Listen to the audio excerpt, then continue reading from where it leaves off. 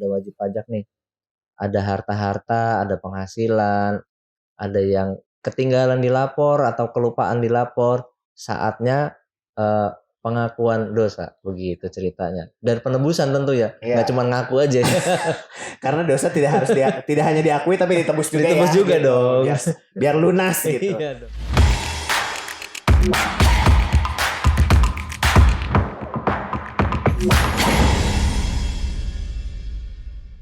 Halo kawan pajak, berjumpa di Tax Talk. Ngomongin pajak jangan dibikin pusing, Kak. Bersama saya Stefano Richard Desmond dari Fungsional Pemeriksa Pajak KPP Pratama Kota Bumi. Nah, sebelum kita mulai perbincangan kita kali ini, saya ingin menjelaskan dulu nih, kenalan dulu gitu. Tax Talk ini apa sih gitu? Tax Talk ini adalah sebuah proyek dari KPP Pratama Kota Bumi yang akan membicarakan terkait dengan isu-isu terkait perpajakan secara lebih sederhana dan yang pasti tidak bikin pusing ya Kak gitu. Nah untuk kali ini saya tidak sendirian, saya ditemani oleh fungsional penyuluh dari KPP Pratama Kota Bumi, Mas Eka Wahyudi. Yeay. Oke, kali ini kita akan ngomongin topik terkait dengan PPS, Program Pengungkapan Sukarela. Yang kali ini tuh lagi jadi talk of the town gitu, lagi jadi hot topic di antara masyarakat. Nah, sebelum kita ngomongnya makin seru, kita awali dengan apa sih gitu PPS ini gitu. Sebagai narasumber silahkan boleh dijelaskan Mas. Oke, jadi PPS ini adanya itu di Undang-Undang Harmonisasi Peraturan Perpajakan. Terbitnya harmonisasi peraturan perpajakan itu di 29 Oktober tahun 2021. Fresh banget. Baru banget ya? Baru banget. Nah, jadi di undang-undang itu salah satunya adalah terkait dengan PPS, Program Pengungkapan Sukarela. Mungkin kalau kawan pajak dulu pernah dengar ada yang namanya tax amnesty atau amnesti pajak di 2016-2017, kurang lebih mirip.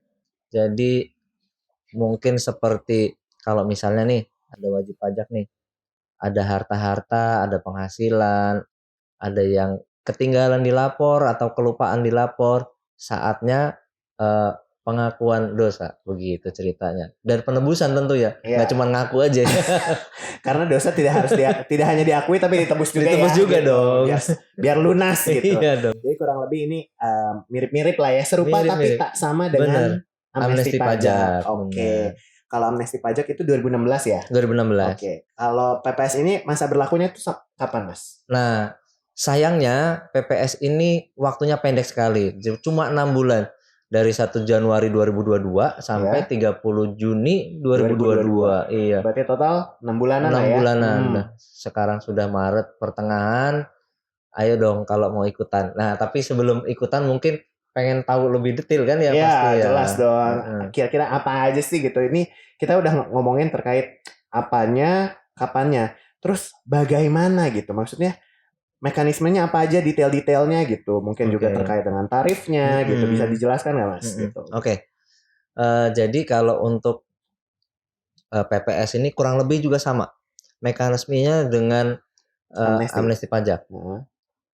Jadi kita mengungkapkan harta yang sebelumnya belum kita ungkapkan, ditebus dengan pajak penghasilan final. Jadi nilai harta bersih itu dianggap sebagai penghasilan kita yang belum dilaporkan gitu. Apa aja sih yang perlu dibawa kalau misalnya mau ikutan gitu ya. Jadi kalau wajib pajak mau ikutan dan pengen lebih detail ngobrol dengan kita, di kita sediakan layanan helpdesk PPS, ada loketnya, kemudian juga ada ruangan khusus yang dipersiapkan kalau wajib pajak mau curhat dari hati ke hati gitu. Biar lebih private ya. Biar lebih private, nggak mau kedengeran sama wajib pajak lain gitu. Boleh datang ke sini, bawa aja list hartanya. Oh, saya punyanya ini. Belinya tahun sekian, nilainya sekian. Terus juga jangan lupa kalau misalnya nih atas harta itu kita masih punya pinjaman ke bank atau ke leasing yang terkait hartanya itu tentunya. Itu juga sekalian di list karena itu nanti yang diperhitungkan dengan tarif itu adalah harta bersih atau harta dikurangi sama hutang untuk memperoleh harta tersebut gitu. Oke, jadi kalau saya bisa kasih contoh gitu, misalkan saya punya mobil yang dibeli di tahun 2016. Iya. Tapi belum dilaporkan tuh sampai dengan tahun pajak 2020. Di SPT Itu 2020. ya di SPT 2020 Iya. belum saya tulis tuh saya punya mobil senilai 100 juta.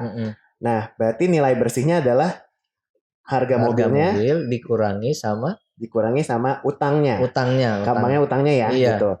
Jadi misalkan 100 juta, ternyata saya masih punya utang ke bank tuh 10 juta, berarti 90 juta yang dijadikan dasar penilaiannya. Benar. Nilai aktiva bersihnya. Nilai harta bersihnya. Lalu dikenakan tarif berapa tuh? Ini yang penting.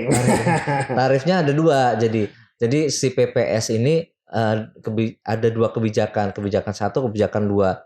Kebijakan 1 itu untuk wajib pajak yang dulu pernah ikut amnesti pajak, tapi ada harta yang masih ternyata ketinggalan dilaporkan di amnesti pajak.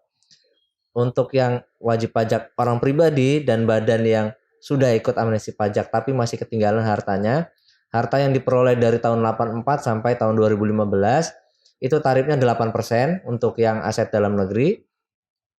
Kemudian untuk kebijakan 2 itu untuk wajib pajak hanya orang pribadi saja yang hartanya diperoleh dari 2016 sampai 2020 dan ketika lapor SPT 2020 belum ditulis, kelupaan. Biasalah kalau hartanya banyaknya suka kayak aduh ada yang miss ternyata ini belum, yang ini belum gitu. Iya. Silap lah ya gitu. Ngerti lah kalau kita hartanya banyaknya. Betul. Jadi yang penting sangat memudahkan ya. Yang pertama itu terkait dengan pelayanan gitu. Kantor pajak di sini memfasilitasi banget ya. Banget. Ada loket sendiri. Ada loket sendiri. Bahkan ada ruangan sendiri gitu ya. Jadi bisa lebih private ngomongnya. Betul. Gitu.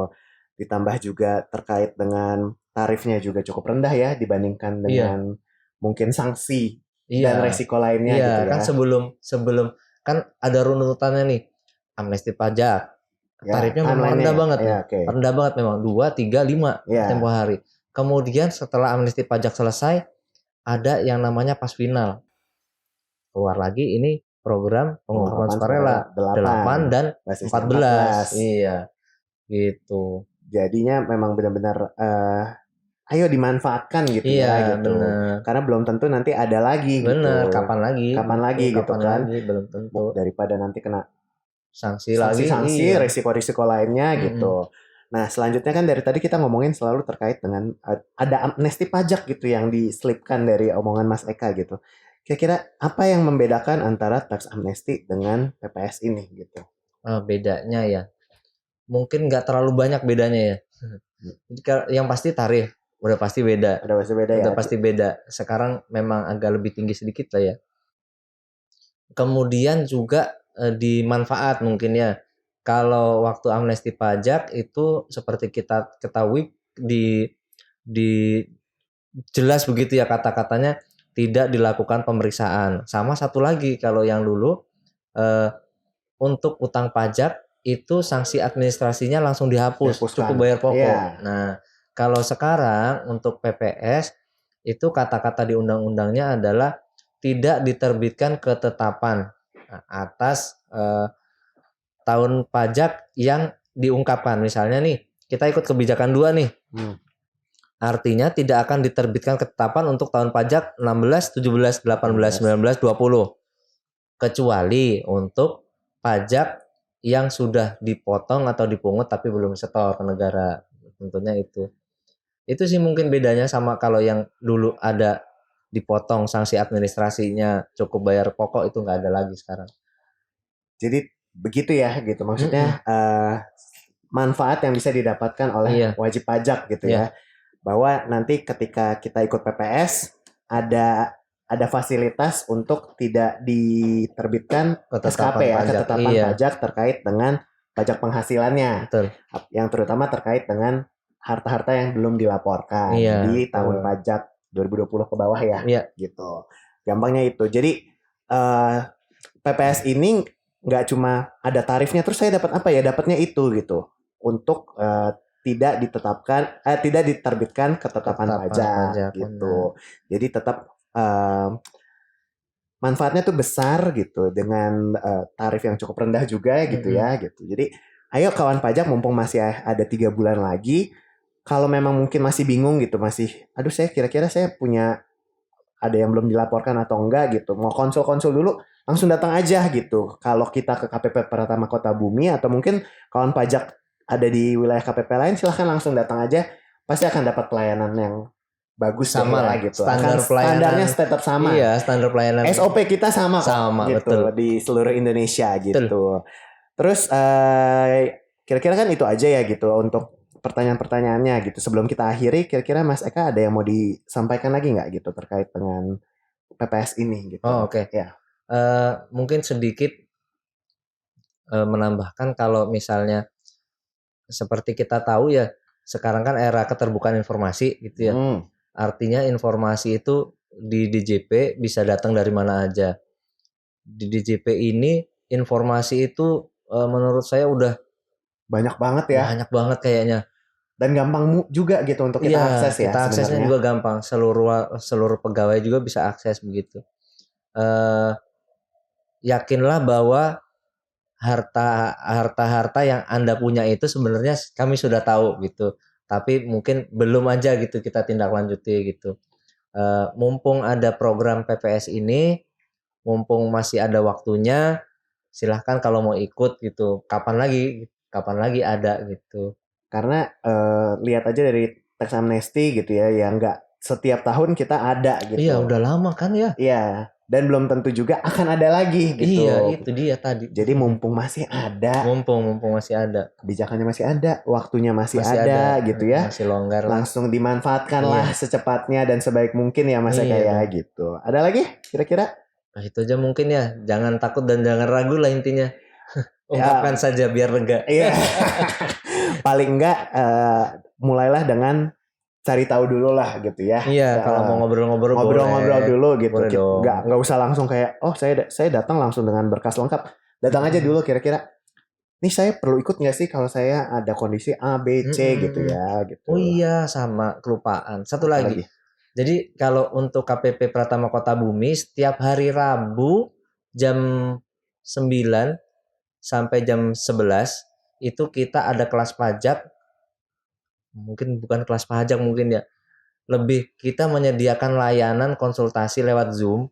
Itu setiap hari Rabu jam 9 sampai jam 11 khusus untuk PPS. Itu gimana daftarnya? Alamatnya ada sih. Oh, nanti bisa dilihat di kanal sosial media kita yang lainnya ya. Ditaruh di deskripsi mungkin ya. Oke ya. Nanti kita akan informasikan lebih lanjut di kanal-kanal sosial media kita yang lain. Kita selalu akan tetap keep in touch dengan kawan pajak semua kok gitu. Ada lagi udah kira-kira? Udah kayaknya. Oke. Itu ada nggak ada yang ikut kelas pajaknya itu kita tetap buka. Standby pokoknya. Standby. Jadi begitu ada langsung kita ajak ngobrol. Gitu. Walaupun mungkin cuma berdua enak justru bisa private gitu kan. Private gitu. Kalau nggak sempat datang ke KPP kan bisa jauh atau gimana gitu. Oke, gitu aja. Oke, kira-kira segitu aja terkait obrolan kita mengenai program pengungkapan sukarela. Kita akan ketemu lagi di konten-konten selanjutnya. Jangan lupa untuk like dan juga untuk subscribe. Terima kasih. Sampai jumpa kawan pajak.